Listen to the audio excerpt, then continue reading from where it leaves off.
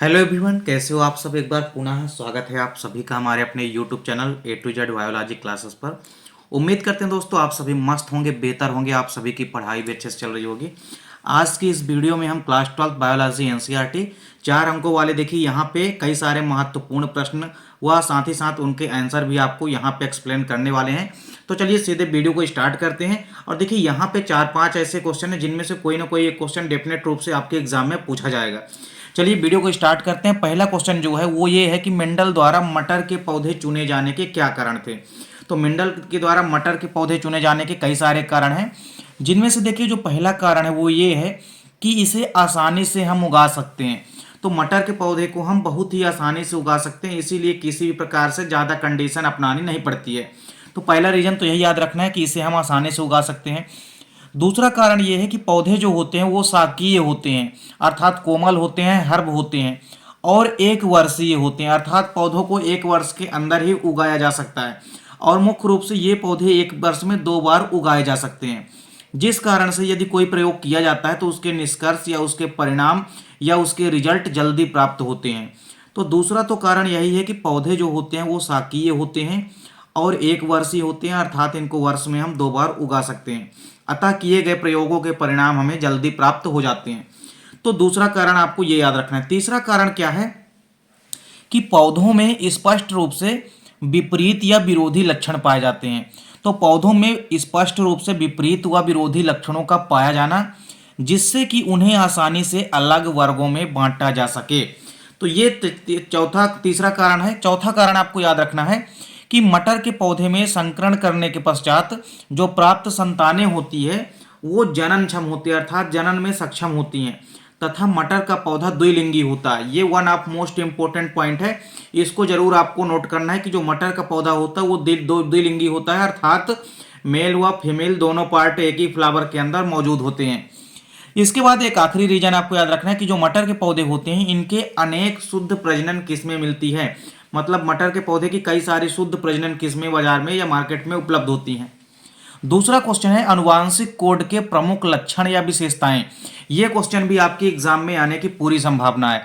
तो अनुवांशिक कोड के प्रमुख लक्षण क्या है। देखिए पहला लक्षण क्या है, ट्रिपलेट कोड। ट्रिपलेट कोड का मतलब होता है कि प्रत्येक अनुवांशिक कोड जो होता है वो 3 नाइट्रोजनी क्षारकों के समूह का बना होता है। अर्थात आप ये कह सकते हैं कि हर एक अनुवांशिक कोड जो है 3 नाइट्रोजनी क्षारकों से मिलकर के बना होता है। अतः प्रत्येक अमीनो एसिड के लिए क्षार समूह का बना एक कोड आवश्यक होता है। और ये 3 अनुवांशिक कोड जो है 3 नाइट्रोजनी क्षारकों से मिलकर बना होता है। और हर एक कोडान जो है अमीनो एसिड को कोड करता है। तो एक अमीनो अम्ल एक ही एक जो कोडान होता है वो एक ही अमीनो अम्ल को कोड कर सकता है। तो इस प्रकार से जो मुख्य रूप से कोडान होते हैं इनका काम क्या होता है, कोड करना किसको, किसी भी अमीनो एसिड को। तो अनुवांशिक कोड का प्रमुख लक्षण में पहला लक्षण क्या है, ट्रिपलेट कोड। तो ट्रिपलेट कोड का सीधे मतलब आपको याद रखना है कि ट्रिपलेट कोड का मतलब है कि प्रत्येक अनुवांशिक कोड जो होता है वो 3 नाइट्रोजनी क्षारकों से मिलकर के बना एक कोड होता है या कोडान होता है। इसके बाद देखिए दूसरा लक्षण क्या है, प्रारंभिक सिग्नल। प्रारंभिक का मतलब है कि देखिए जब पॉलीपेप्टाइड श्रृंखला का निर्माण होता है तो उसके प्रारंभ करने के लिए कोई एक ऐसा तो कोडान होगा जो कि सबसे पहले कोड होता होगा, या कि जो अमीनो एसिड सबसे पहले कोड करता होगा। तो पॉलीपेप्टाइड श्रृंखला के निर्माण का जो प्रारंभ है वो mRNA पर यानी मैसेंजर आरएनए पर पाए जाने वाले AUG तथा GUG से होता है, अर्थात ये क्रमशः मेथियोनिन तथा वेलिन अमीनो एसिड को कोड करते हैं। कई सारे एग्जाम में क्वेश्चन यहाँ से भी आपके पूछे जाते हैं, और क्वेश्चन आपके एग्जाम में ये पूछा जाता है कि जो AUG कोडान होता है इसको हम समारंभन कोडान या आरंभन कोडान कहते हैं। तो आपको ये याद रखना है कि AUG जो है समारंभन कोडान होता है, अर्थात ये प्राथमिक सिग्नल की तरह काम करता है।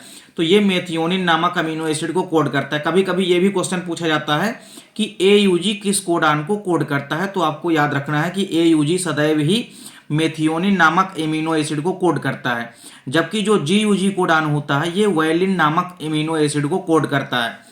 इसके बाद तीसरा महत्वपूर्ण लक्षण क्या है अनुवांशिक कोड का, रुकावट सिग्नल।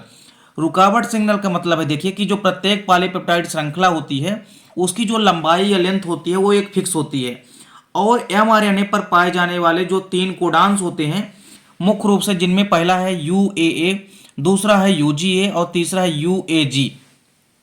ये ऐसे बेसिकली कोडान हैं जो कि किसी भी अमीनो एसिड को कोड नहीं करते हैं और ये श्रृंखला के निर्माण की क्रिया को रोकते हैं, बल्कि ये पॉलीपेप्टाइड श्रृंखला के निर्माण की क्रिया को रोकते हैं और ये किसी भी अमीनो एसिड को कोड नहीं करते हैं। तो आपको एक चीज़ यहाँ पे ये भी देखने को मिला कि 3 रुकावट सिग्नल होते हैं। कई बार आपके वस्तुनिष्ठ क्वेश्चन में पूछा जाता है कि निम्न में से रुकावट सिग्नल है। अब आपके सामने 4 ऑप्शन दे दिया है, तो देखिए आपको याद रखना है कि UAA, UGA और UAG ये तीनों ही रुकावट सिग्नल कहलाते हैं, इसलिए इनको हम नॉनसेंस कोडान या टर्मिनेटिंग कोडान भी कहते हैं। अगला पॉइंट है, देखिए चौथा नंबर, कि एक कोडान हमेशा एक ही अमीनो अम्लों को कोड करता है, दूसरों को नहीं। चौथी भी इंपॉर्टेंट लक्षण या विशेषता है आनुवांशिक कोड की कि एक कोडान हमेशा एक ही अमीनो अम्लों को कोड करता है, दूसरे को नहीं। एक कोडान कभी भी 2 अमीनो अम्लों को कोड नहीं कर सकता है। एक कोडान सदैव एक ही अमीनो अम्लों को कोड करता है। इसके बाद देखिए तीसरा इंपॉर्टेंट क्वेश्चन क्या है, 4 गाफ का नियम। 4 गाफ का नियम, देखिए नियम तो छोटा सा ही है लेकिन काफी इंपॉर्टेंट है। 3 से 4 नंबर में ये भी क्वेश्चन इस बार पूछा जा सकता है। 4 गाफ का नियम देखिए क्या होता है। 4 गाफ नामक जो वैज्ञानिक हैं, इन्होंने क्या किया, DNA में जो उपस्थित शर्करा होती है, इसके अलावा फास्फोरिक अम्ल तथा विभिन्न प्रकार के प्यूरिन्स तथा पिरिमिडिन्स की मात्राओं का एक अध्ययन किया तथा अध्ययन के परिणाम स्वरूप प्राप्त जो परिणाम हुए, उस परिणाम के आधार पर उन्होंने कुछ तथ्य प्रतिपादित किए। इसे ही हम 4 गाफ का नियम कहते हैं। इस नियम के कई सारे बिंदु हैं, जिनमें से 3 प्रमुख बिंदु हैं। तो आपने क्या देखा कि 4 गाफ नामक वैज्ञानिक आए और इन्होंने क्या किया कि DNA में उपस्थित जो शर्करा थी, इसके अलावा फास्फोरिक अम्ल व विभिन्न प्रकार के प्यूरिन्स तथा पिरिमिडिन्स की मात्राओं का अध्ययन किया तथा प्राप्त परिणाम के आधार पर कुछ निष्कर्ष निकाले या कुछ नियम दिए, जिन्हें हम 4 गाफ का नियम कहते हैं। इस नियम के प्रमुख बिंदु निम्न है। देखिए पहला बिंदु क्या है कि DNA अणुओं में प्यूरिन तथा पिरिमिडीन अणुओं की संख्या हमेशा समान होती है। क्या देखा आपने कि किसी भी DNA अणु में उपस्थित जो प्यूरिन की संख्या होती है, वो सदैव पिरिमिडीन अणुओं की संख्या की हमेशा समान होती है। तो आप देख भी सकते हैं एडिनिन और ग्वानिन की संख्या जितनी होगी उतनी ही संख्या साइटोसिन और थाइमिन की होगी, अर्थात प्यूरिन की संख्या जितनी होती है पिरिमिडिन की संख्या भी उतनी ही होती है। दूसरा महत्वपूर्ण बिंदु क्या है 4 गाफ नियम का, कि जो डीऑक्सीराइबोज शर्करा होती है तथा फास्फोरिक अम्ल के अणुओं की मात्रा भी क्या होती है, हमेशा बराबर होती है। आप पाएंगे कि 4 गाफ का नियम क्या कहता है कि जो डीऑक्सीराइबोज शर्करा होती है उतनी ही मात्रा किसकी होती है, फास्फोरिक अम्ल के अणुओं की होती है, अर्थात फास्फोरिक अम्ल के अणुओं की मात्रा जितनी होती है उतनी ही डीऑक्सीराइबोज शर्करा की मात्रा भी होती है। फिर इसके बाद तीसरा पॉइंट क्या कहता है कि एडिनिन की जो मोलर मात्रा होती है वो थाइमिन के बराबर होती है तथा साइटोसिन की जो मोलर मात्रा होती है वो ग्वानिन के मोलर मात्रा के बराबर होती है। तो तीनों पॉइंट काफी इंपॉर्टेंट है 4 गाफ नियम के। पहला पॉइंट ये है 4 गाफ नियम का कि जितनी प्यूरिन अणुओं की संख्या होगी उतनी ही पिरिमिडीन अणुओं की संख्या होगी। जैसे प्यूरिन आपके एडिनिन और ग्वानिन हो गए, उसी प्रकार साइटोसिन और थाइमिन आपके क्या हो जाते हैं, पिरिमिडीन हो जाते हैं। तो प्यूरिन की मात्रा जितनी होती है पिरिमिडीन की मात्रा भी उतनी ही होती है। दूसरा क्या है कि डीऑक्सीराइबोज शर्करा की मात्रा जितनी होती है उतनी ही फास्फोरिक अम्ल के अणुओं की मात्रा होती है। तीसरा नंबर क्या है कि जो एडिनिन की मोलर मात्रा होती है वो थाइमिन के बराबर होती है और जो साइटोसिन की मोलर मात्रा होती है वो ग्वानिन के बराबर होती है। तो ये तीसरा क्वेश्चन था, ये भी काफी इंपॉर्टेंट है। इसके बाद अब चौथा क्वेश्चन आपको देखना है, जीनोम या जीनोमिक्स क्या होता है, और साथ ही साथ जीनोम या जीनोमिक्स के हम अनुप्रयोग देखेंगे। तो देखिए जीनोम या जीनोमिक्स क्या होता है। नॉर्मली तौर पे यदि आप पाएंगे तो जीवों के अंदर उपस्थित जो जीनों का समूह होता है उसे ही हम क्या कहते हैं, जीनोम कहते हैं। तो देखिए जीवधारियों में उपस्थित समस्त जीनों या आनुवांशिक पदार्थों को हम जीनोम कहते हैं, और प्रत्येक जीनोम में जो जीवधारी होते हैं उनके शरीर को बनाने तथा उनकी अनेक क्रियाओं के संचालन संबंधी जीन पाए जाते हैं, और जीनोम की जो संरचना होती है तथा इनके कार्यों का अध्ययन करना क्या कहलाता है, जीनोमिक्स कहलाता है। तो इतनी बातें आपको याद रखनी है। किसी भी जीवधारी के अंदर उपस्थित समस्त जीवों के अंदर जो उपस्थित जीन हैं उन जीनों के समूह को हम जीनोम कहते हैं, तथा जीनोम की संरचना एवं कार्यों के अध्ययन को हम क्या कहते हैं, जीनोमिक्स कहते हैं। बस 2 चीजें आपको ध्यान में रखनी है। क्या रखनी है? पहली चीज कि जीवधारियों में उपस्थित जो समस्त जीन होते हैं उन जीनों के समूह को हम जीनोम कहते हैं, और जीनोम की संरचना एवं कार्यों का अध्ययन करना क्या कहलाता है? जीनोमिक्स कहलाता है। तो देखिए अगला को इसके बाद है जीनोम या जीनोमिक्स के अनुप्रयोग। आपके एग्जाम में कई बार पूछा जा चुका है। तो जीनोम अथवा जीनोमिक्स के अनुप्रयोग देखिए क्या है। पहला अनुप्रयोग तो ये है कि इसके द्वारा मानव के अनुवांशिकी को समझने में भी मदद मिलती है, मतलब ह्यूमन जेनेटिक्स के बारे में समझने में इससे सहायता मिलती है। दूसरा पॉइंट क्या है कि इसकी सहायता से हम जो वंशागत बीमारियां होती है यानी जो जेनेटिक डिसीज होती हैं उनसे बचने में भी सहायता मिलती है। तीसरा पॉइंट देखिए क्या है अनुप्रयोग कि इनकी सहायता से जेनेटिक विकृतियां, जो भी आनुवांशिक विकृतियां होती है उनका उपचार भी किया जा सकता है।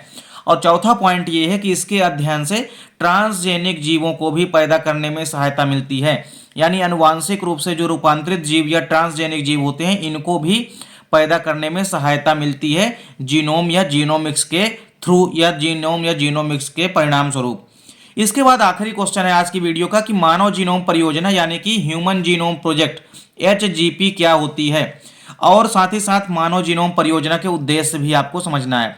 तो देखिए यह एक ऐसी परियोजना होती है जिसमें कि मानव जीनोम के संगठन, संरचना एवं कार्यों का अध्ययन किया जाता है, और यह एक अंतर्राष्ट्रीय स्तर की शोध परियोजना है। और यह परियोजना बेसिकली 1 अक्टूबर 1990 में प्रारंभ की गई थी तथा 26 जून 2000 तक यह परियोजना पूर्ण हो गई।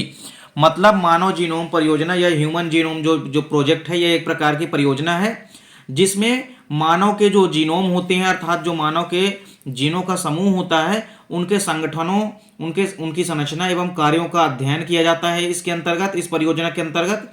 और यह एक नेशनल लेवल की ना होकर के इंटरनेशनल लेवल की शोध परियोजना है। और यह परियोजना 1 अक्टूबर 1990 को प्रारंभ हुई थी और 26 जून 2000 तक यह परियोजना पूर्ण हो गई थी। मानव जीनोम परियोजना के उद्देश्य आपको याद रखना है। तो इसका पहला उद्देश्य क्या है कि मानव जीनोम परियोजना के माध्यम से हम विस्तृत जेनेटिक लिंकेज मैप तैयार करते हैं। तो जेनेटिक लिंकेज का हम मैप भी तैयार कर सकते हैं इसके थ्रू। दूसरी पॉइंट देखिए क्या है कि मानव जीनोम के जो न्यूक्लियोटाइड होते हैं, न्यूक्लियोटाइडों का पूर्ण क्रम निर्धारित करना। तो न्यूक्लियोटाइडों के अंदर जो उपस्थित उनका क्रम है उन क्रमों को भी निर्धारित किया जा सकता है मानव जीनोम परियोजना के अंतर्गत। चौथा पॉइंट क्या है कि जीनोमिक डीएनए की क्लोनिंग करके मानव जीनोम का भौतिक मैप भी तैयार किया जा सकता है। और इसके बाद एक आखिरी पॉइंट क्या है कि डीएनए क्लोनिंग, डीएनए सीक्वेंसिंग जैसी कई आनुवांशिक तकनीकों को भी विकसित व उन्नत किया जा सकता है मानव जीनोम परियोजना के परिणाम स्वरूप। तो इस प्रकार से देखिए यहाँ पे हमने आज की इस वीडियो में 5 ऐसे इंपॉर्टेंट क्वेश्चन देखे 4 अंकों वाले जिनके आपके एग्जाम में आने की पूरी संभावना है। उम्मीद करते हैं दोस्तों वीडियो पसंद आई होगी। दोस्तों वीडियो अच्छी लगे तो लाइक और कमेंट जरूर कीजिए, साथ ही साथ दोस्तों के बीच ज़्यादा से ज़्यादा वीडियो को शेयर कीजिए। इसी प्रकार आपके एग्जाम के पहले कई सारी हम वीडियो आपको प्रोवाइड कराएंगे जो कि आपके एनुअल एग्जाम के लिए काफ़ी इंपॉर्टेंट है। और आप एनुअल एग्जाम से पहले डेफिनेट रूप से हम जितनी वीडियो प्रोवाइड करेंगे यदि आप उतनी वीडियो को अच्छे से यदि आप तैयार करके जाते हैं तो डेफिनेट रूप से आप एक अच्छा स्कोर बायोलॉजी में ले आ सकते हैं। उम्मीद करता हूं दोस्तों वीडियो पसंद आई होगी। मिलते हैं दोस्तों नेक्स्ट वीडियो में, तब तक के लिए जय हिंद, वंदे मातरम।